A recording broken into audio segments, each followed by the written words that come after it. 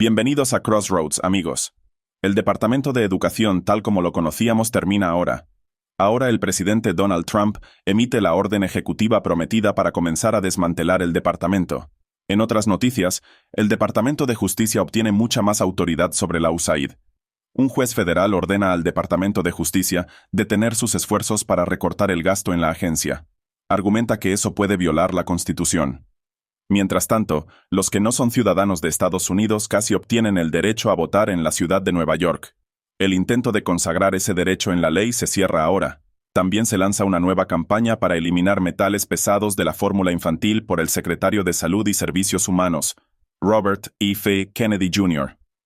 Él se refiere a esta campaña como Operación Velocidad de Cigüeña. Hoy abordo estos temas y mucho más. Empecemos. Primero, el Departamento de Educación, el que conocíamos, ya no existe. Ahora es algo distinto.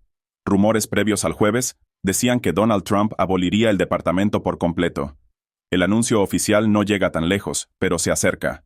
La secretaria de prensa de la Casa Blanca, Karoline Leavitt, detalla los cambios y señala que el Departamento de Educación, DOE, ahora es mucho más pequeño y conserva solo sus funciones más básicas. Mire. Fundaron el Departamento de Educación en la década de 1970. Desde entonces gastamos más de $3 trillones en esta burocracia federal. ¿Cuál es el retorno de esa inversión para el contribuyente estadounidense? Los niveles no son ideales ni competentes. Los resultados de las pruebas de nuestros niños son muy preocupantes en lectura, alfabetización, matemáticas y ciencias. Los números lo demuestran. El presidente finalmente toma la acción necesaria para devolver la educación a donde pertenece. Pertenece a los educadores más cercanos a los estudiantes en sus aulas en sus respectivos estados. Ella explica que el Departamento de Educación no desaparece. Sigue existiendo, pero en una forma mucho más pequeña que la que conocemos actualmente. Y ella señala que la orden ejecutiva de Trump dirige la reducción de la agencia. Aquí hay un poco más sobre eso. Entonces el Departamento de Educación será mucho más pequeño que hoy. Como sabes, la orden ejecutiva del presidente ordena a Linda McMahon minimizar enormemente la agencia. En lo que concierne a los préstamos estudiantiles y las becas Pell, estos se gestionan desde el Departamento de Educación. No necesitamos gastar más de $3 trillones a lo largo de unas pocas décadas en un departamento que claramente fracasa en su intención inicial de educar a nuestros estudiantes. El gran enfoque es trasladar la educación de regreso a los estados. Sus escuelas públicas no se van a ir. Mucho del dinero realmente no se va a ir. El DOE sigue existiendo, mucho más pequeño, pero conserva algunas de sus funciones críticas, según la secretaria de prensa de la Casa Blanca. Eso incluye la aplicación de las leyes de derechos civiles, la supervisión de los préstamos estudiantiles y las becas Pell. Aquí hay más sobre los cambios que ocurren, según la orden ejecutiva de Trump titulada Mejorar los resultados educativos. Empoderando a los padres, estados y comunidades. Dice esto, la orden oficial de la Casa Blanca, cito. Desafortunadamente, el experimento de controlar la educación estadounidense mediante programas federales y dinero, y la burocracia no responsable que esos programas y dinero sostienen, fracasa claramente a nuestros niños, a nuestros maestros y a nuestras familias. Y declara que cerrar el Departamento de Educación daría a los niños y a sus familias la oportunidad de escapar de ese sistema. Un sistema que les falla. Dice que hoy, al leer los puntajes de matemáticas, los estadounidenses muestran que están cerca de mínimos históricos, y declara que cerrar el Departamento de Educación mejoraría drásticamente la implementación de programas en la educación superior. El Departamento de Educación actualmente maneja una cartera de deuda de préstamos estudiantiles de más de $1,6 trillones. Esto significa que el Programa Federal de Ayuda Estudiantil tiene aproximadamente el tamaño de uno de los bancos más grandes de la nación, Wells Fargo. Pero aunque Wells Fargo tiene más de 200,000 empleados, el Departamento de Educación tiene menos de 1,500 en su Oficina de Ayuda Estudiantil Federal. El Departamento de Educación no es un banco, y debe devolver las funciones bancarias a una entidad capacitada para atender a los estudiantes de Estados Unidos. Se indica que el secretario de Educación debe, en la máxima medida apropiada y permitida por la ley, tomar todas las medidas necesarias para facilitar el cierre del Departamento de Educación y devolver la autoridad sobre la educación a los estados y comunidades locales, garantizando la prestación efectiva e ininterrumpida de servicios, programas y beneficios de los que dependen los estadounidenses. En cuanto a la orden ejecutiva oficial, Trump la firmó ayer. Eso fue en la tarde. También dio unas palabras sobre la decisión, incluyendo que espera que la actual secretaria de Educación, Lena McMahon, sea la última secretaria de Educación. Mire. Hoy tomamos una acción histórica que se planifica desde hace 45 años. En unos momentos, firmaré una orden ejecutiva para comenzar a eliminar el Departamento de Educación Federal de una vez por todas. Y suena extraño, ¿no es así?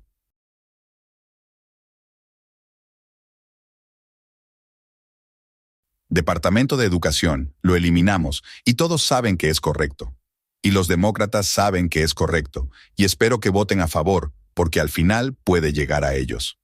Pero todos saben que es correcto, y tenemos que educar a nuestros niños. No nos va bien en el ámbito de la educación en este país, y hace mucho tiempo no nos va bien.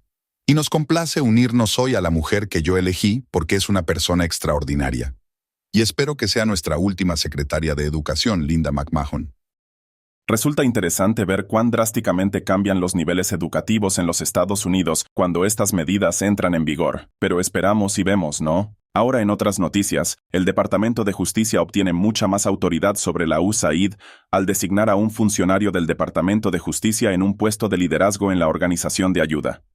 Esto ocurre justo después de que un juez federal dice que el DOGE debe detener sus esfuerzos para recortar el gasto en la USAID porque podría violar la Constitución. Y la decisión de simplemente omitir esta orden funciona al otorgar al DOGE un control más directo. Realmente puede eludir todo el proceso. Ahora primero, aquí está lo que ocurrió con el juez.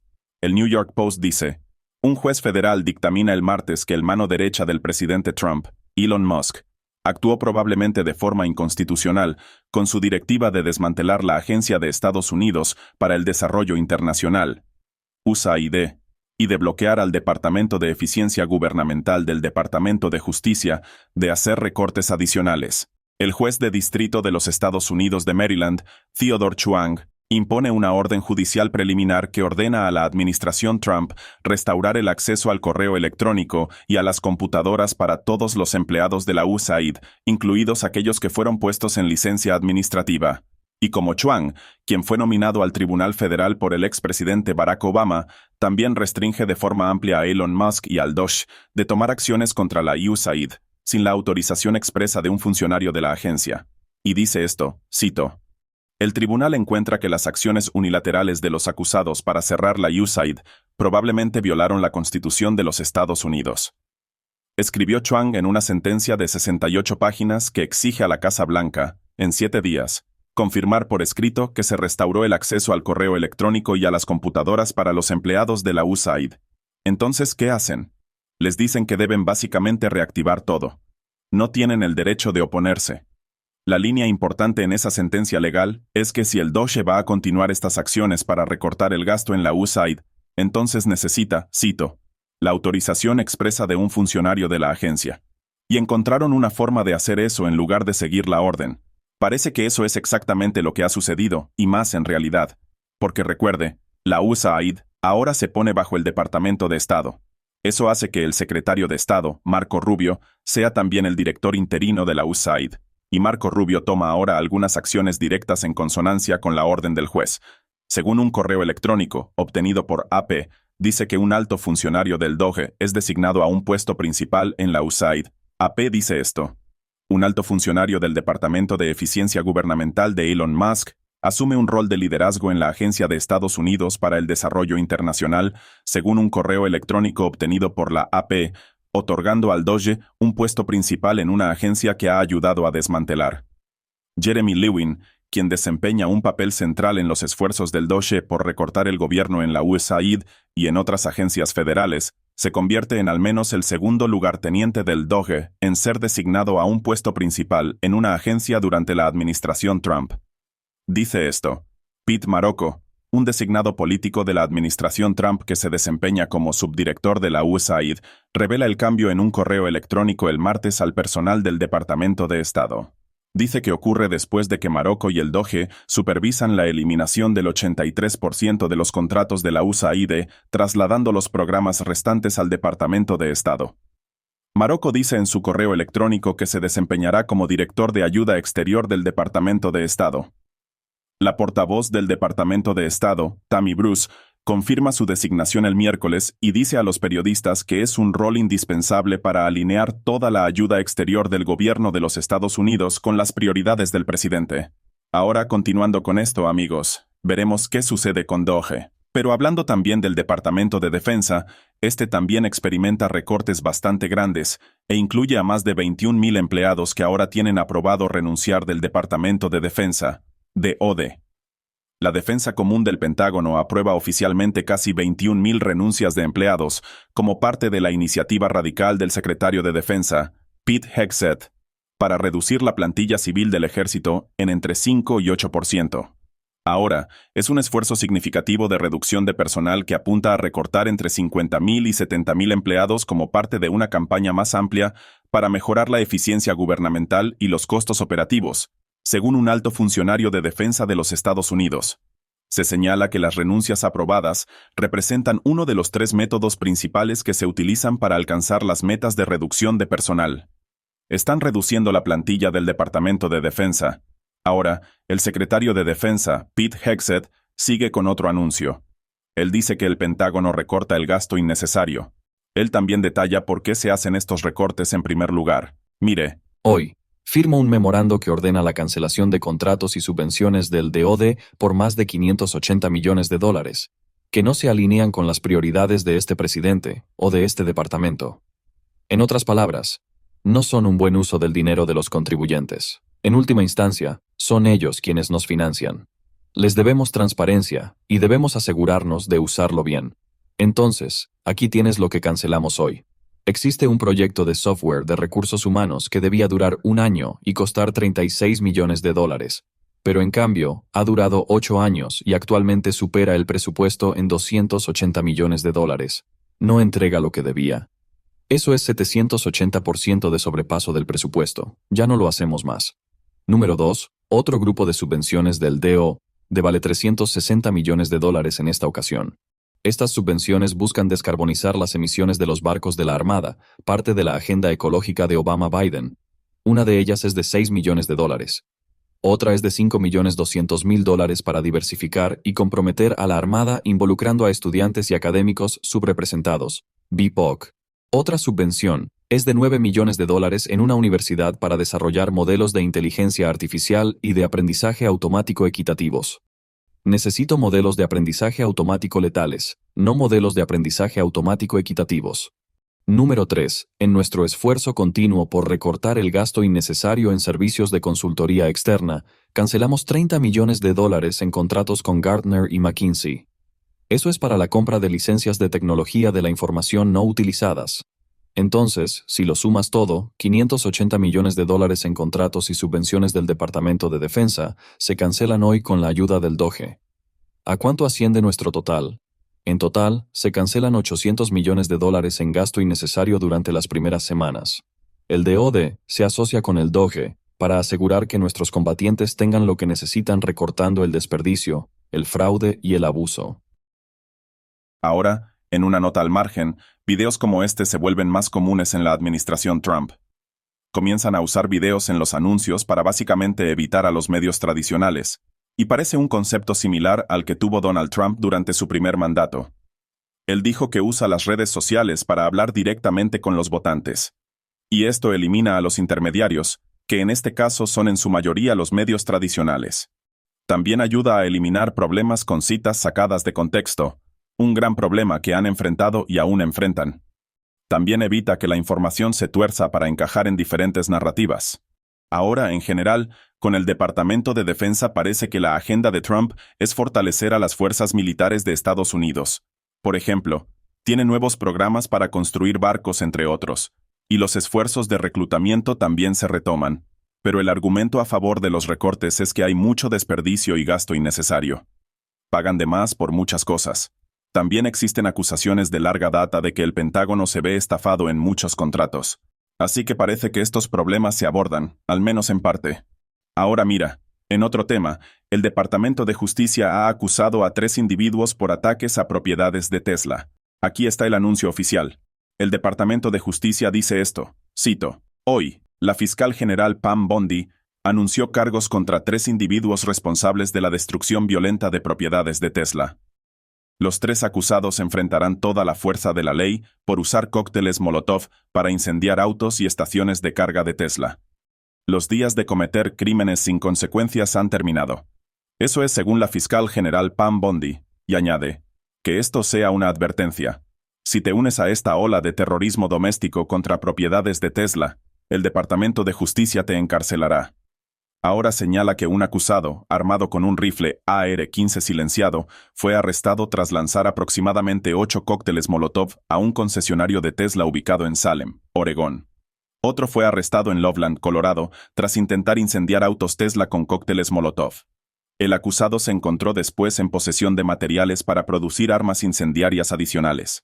En Charleston, Carolina del Sur, un tercer acusado escribió mensajes obscenos contra el presidente Trump en torno a estaciones de carga de Tesla. Luego, incendió las estaciones de carga con cócteles Molotov. Cada acusado enfrenta cargos graves que conllevan una pena mínima de 5 años y hasta 20 años de prisión.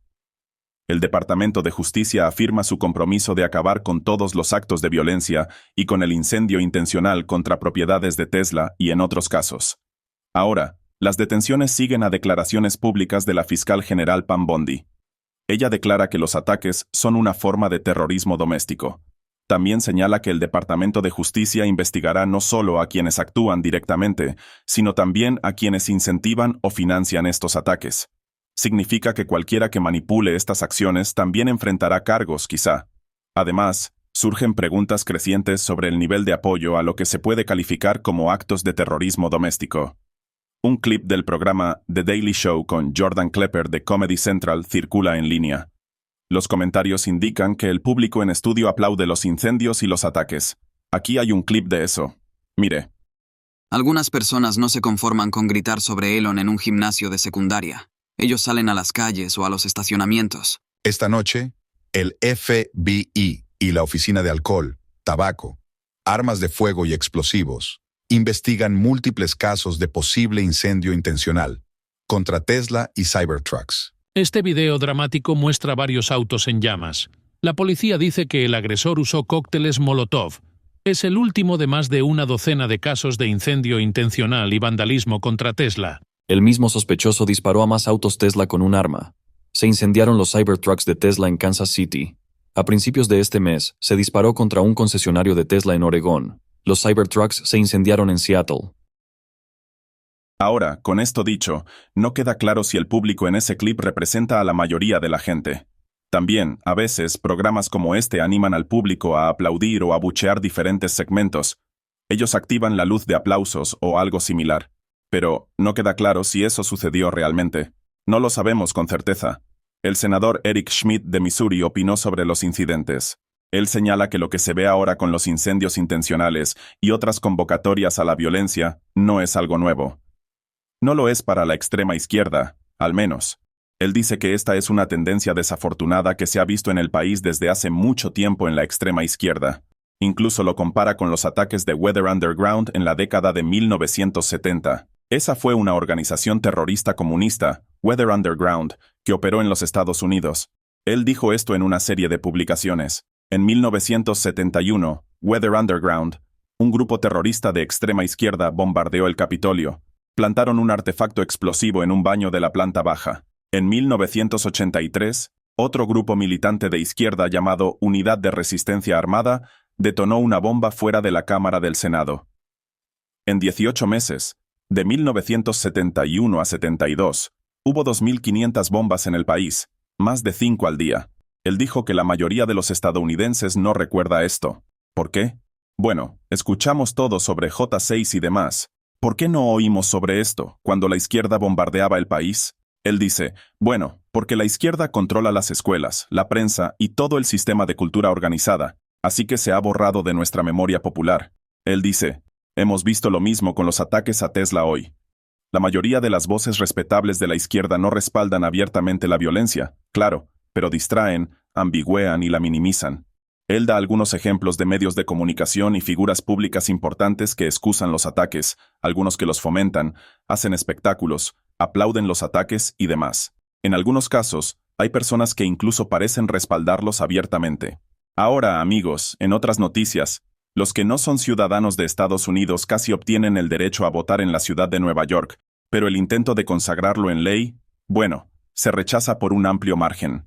La controvertida ley de la Gran Manzana, dice según el New York Post, que permitía que los no ciudadanos votaran en las elecciones de la ciudad, fue anulada por el tribunal más alto del estado el jueves. El New York Post y el Tribunal de Apelaciones de Nueva York dijeron, con una votación de 6-1, un fallo muy importante, que la ley aprobada por el Consejo Municipal a finales de 2021 violaba la Constitución estatal. En la cita dice, pase lo que pase en el futuro, la Constitución de Nueva York, tal como está hoy, traza una línea clara que restringe el voto a los ciudadanos, establece la opinión. Tiene que ser ciudadano para votar en nuestras elecciones. Además, el fallo cierra el asunto en los tribunales estatales y desilusiona a muchos concejales de izquierda y defensores de que los 800,000 titulares de tarjeta verde tengan voz en las elecciones locales. Imagínese, 800,000 titulares de tarjeta verde votando en la ciudad de Nueva York. Ahora sé que los partidarios argumentaron que los no ciudadanos, legalmente, deberían poder votar porque pagan impuestos y contribuyen a sus comunidades. Pero los republicanos y otros opositores vieron la ley como inviable, especialmente porque la Constitución parecía limitar claramente el voto a los ciudadanos de Estados Unidos. Imagínese, tiene que ser parte del país para poder votar. Ahora, amigos, 800,000 titulares de tarjeta verde casi obtienen el derecho a votar en las elecciones de Nueva York. El problema con las poblaciones votantes es que, si tiene funcionarios electos, ellos deben atender a los votantes. Si cambia a los votantes, cambia lo que representan. Y cuando da derechos de voto a personas que no son ciudadanos estadounidenses, cualquier tema que les interese empieza a reflejarse en la ley. Tal vez quieran traer a toda su familia aquí, es una gran idea. Tal vez quieran casas y autos gratis, como muchos de ellos han conseguido. Quizás voten por eso. Pero dicho esto, se rechazó en la ciudad de Nueva York de forma contundente, nuevamente con una votación de 6-1. Y mire, veremos si siguen insistiendo en ello. Existen grupos en todo el país que intentan esto de forma muy activa. Quieren derechos de voto incluso para inmigrantes ilegales. Pero la derrota rotunda de este proyecto de ley podría marcar su fin, al menos por un tiempo y al menos en la ciudad de Nueva York. Ahora, en otro tema, se lanza una nueva campaña para eliminar los metales pesados de la fórmula infantil. No queremos metales pesados en la fórmula infantil. Y para asegurarse de que la fórmula sea confiable y nutritiva, el secretario de Salud y Servicios Humanos, Robert F. Kennedy Jr., ha lanzado la campaña. Él se refiere a la campaña como Operación Velocidad de Cigüeña. Esto parece ser un guiño a la Operación Velocidad de Torpedo para acelerar las vacunas contra el coronavirus durante el primer mandato de Trump. Pero el Departamento de Salud y Servicios Humanos dijo esto en un anuncio. Dicen, cito, hoy, bajo el liderazgo del secretario del Departamento de Salud y Servicios Humanos de los Estados Unidos, Robert F. Kennedy Jr., la FDA de los Estados Unidos refuerza sus esfuerzos para garantizar la calidad continua, la seguridad, la adecuación nutricional y la resiliencia del suministro doméstico de fórmula infantil. La Administración de Alimentos y Medicamentos anuncia un conjunto de acciones e iniciativas centradas en la fórmula infantil. Comienza el proceso de revisión de nutrientes, aumenta las pruebas para detectar metales pesados y otros contaminantes. La agencia también anima a las empresas a desarrollar nuevas fórmulas infantiles, y aclara las oportunidades para informar a los consumidores sobre los ingredientes de la fórmula. Estos compromisos reforzados de la FDA se centran en asegurar que haya un suministro robusto de la única fuente de nutrición para bebés y niños alimentados con fórmula. Esto beneficia a una de las poblaciones más vulnerables de la nación. Este es uno de los primeros esfuerzos importantes bajo el liderazgo de Robert F. Kennedy Jr., y este esfuerzo se complementa con sus otras acciones para responder al brote de sarampión en Texas. Él es criticado por ello. Él incluso proporciona vacunas para el brote. Él tiene toda una operación para eso. Y también investiga la epidemia de enfermedades crónicas, especialmente entre los niños. En cuanto a la epidemia de enfermedades crónicas, él anunció el inicio de una investigación. Veremos algunas acciones cuando la investigación finalice. Además, Robert F. Kennedy Jr. dice que trabajará con los estados para retirar los teléfonos móviles de las escuelas, y detalla algunos de los efectos en la salud de la radiación electromagnética. Aquí está en Fox and Friends hablando sobre ello. Mire. Los teléfonos móviles también producen radiación electromagnética. Se ha demostrado que dañan el sistema nervioso de los niños cuando están expuestos todo el día. También causan daño celular e incluso cáncer. El uso de teléfonos móviles y de redes sociales en ellos se conecta directamente con la depresión, se asocia con un bajo rendimiento escolar, se relaciona con ideas suicidas y con el abuso de sustancias. Y, ya sabes, en otros países y estados que lo han probado, se comprueba que es un ambiente mucho más saludable cuando los niños no usan teléfonos móviles en las escuelas. Y a los maestros les encantó. Apuesto que sí, y a los padres también. Ha pasado un mes desde que Robert F. Kennedy Jr. es secretario de Salud y Servicios Humanos, y estamos viendo muchos cambios. Parece que esto es solo el comienzo. En otras noticias, el Servicio de Impuestos Internos, IRS, ha restaurado los empleos de denunciantes que revelaron información relacionada con Hunter Biden. Hablaremos más sobre esto después de una breve pausa de 1 minuto. Un espectáculo realmente importante para cada uno de nosotros. Esto es lo que usted ha estado esperando. Véalo por lo menos una vez en su vida. Shen Yun.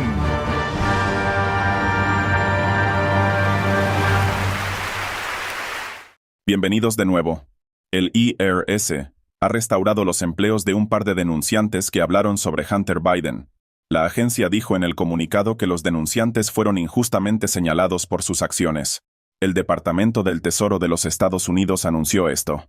El Departamento del Tesoro de los Estados Unidos y el Servicio de Impuestos Internos, ARS, anunciaron hoy que los 2 denunciantes del IRS, que fueron injustamente atacados por investigar la evasión de impuestos de Hunter Biden sobre sus ingresos de $8.300.000, se integrarán al Departamento del Tesoro de los Estados Unidos como asesores principales.